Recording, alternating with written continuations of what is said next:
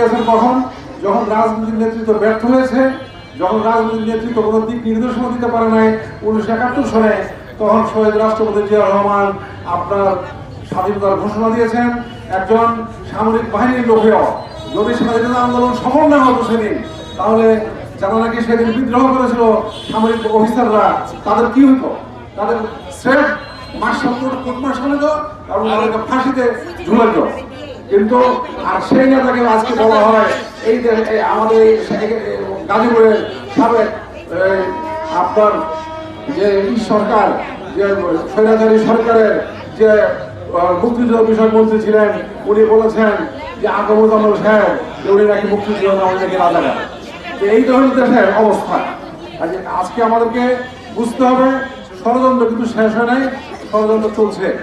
আপনারা পরশুদিন যারা তারেক সাহেবের বক্তব্য শুনেছেন, আমাদের মাননীয় ভারপ্রাপ্ত চেয়ারম্যানের, উনি বলেছেন, অনেক কথা ইঙ্গিত করেছেন।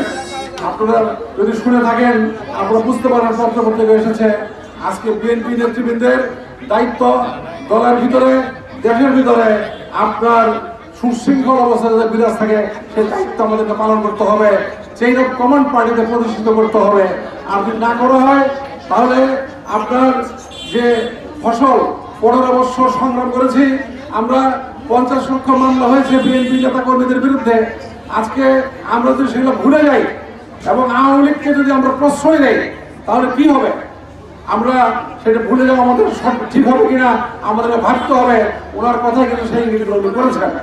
উনি বলেছেন যে আজকে আমাদেরকে যে কথাটা উনি অস্পষ্ট করলেও বলেছেন যে সেটা হলো কি, যে শেখ মুজিব বলেছিল 1973 সনে যে 71 উনি বলেছিলেন শেখ মুজিব যে দেশের লোক সংখ্যা তো 7.5 কোটি, কিরে গাজী আমার কম্বলটা কোথায়?